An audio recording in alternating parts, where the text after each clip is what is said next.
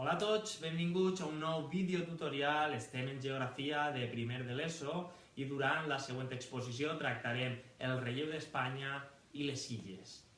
D'entrada, cal ressenyar que el relleu espanyol està conformat per la península Ibèrica i els dos arxipèlags. Recordem este concepte, de nou, un conjunt d'illes, en este cas precís, les Illes Balears i les Canàries al nostre sud, que no les podem veure a la imatge. Abans d'endinsar-nos en les unitats morfoestructurals, hem d'advertir els següents aspectes bàsics del territori físic espanyol. En primer lloc, el seu relleu, caracteritzat per una elevada altitud mitjana, i cal recordar que Espanya és el segon país europeu amb major altitud mitjana, després de Suïssa, compta també amb depressions i costes d'una banda, també la meseta, que és la unitat central i la de més superfície, en la qual destaca el sistema central i les muntanyes de Toledo. Endemés, fora de la meseta, els anomenats rebords peninsulars s'alcen a través de la serralada cantàbrica, el sistema ibèric i Sierra Morena.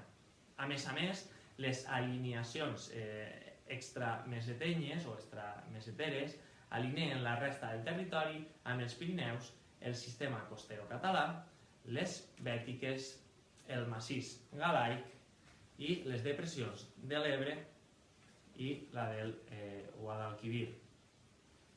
Les costes, per la seva part, són altes i poc accidentades, on trobem formes retallades només a les ries gallegues. Ja sabem, ries altes, ries baixes.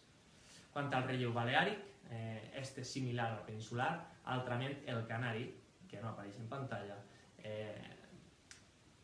destaca per la seva accidentalitat i el seu origen volcànic. Doncs bé, una vegada tractat a grans trets les característiques físiques espanyoles, analitzem detalladament les seues unitats morfoestructurals. Al nord del país, els Pirineus, on s'alça el segon pic major de la península, en concret l'Aneto, al Pirineu aragonès. Després ens trobem en la serralada costanera catalana, la qual discorre paral·lela a la costa juntament amb la depressió de l'Ebre, lloc on desemboquen els al·luvions aportats per rius amb sediments.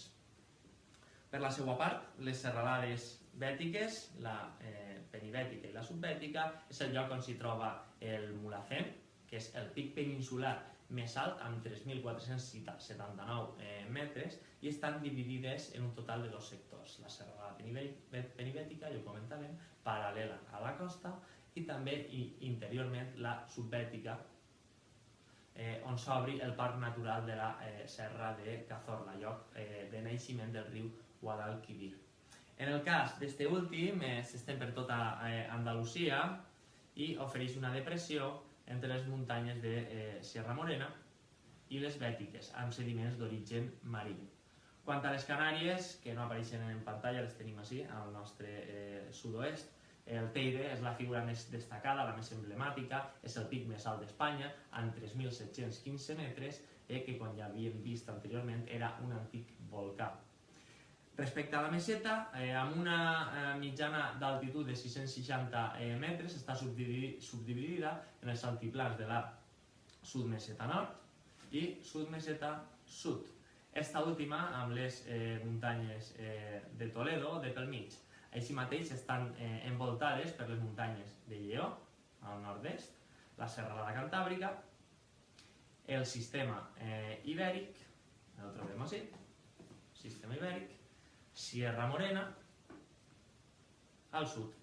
Per tal d'arredonir este recorregut des del nord-est peninsular fins al nord-oest, el finalitzem de la mà del massís galaic, un dels relleus més antics, sòcol hercinià de l'era primària, amb formes molt arredonides gràcies a l'erosió sofrida durant milers d'anys. Bé, així doncs, fins ací la següent exposició. Ens veiem a l'aula i espero que us hagi sigut d'ajuda este vídeo.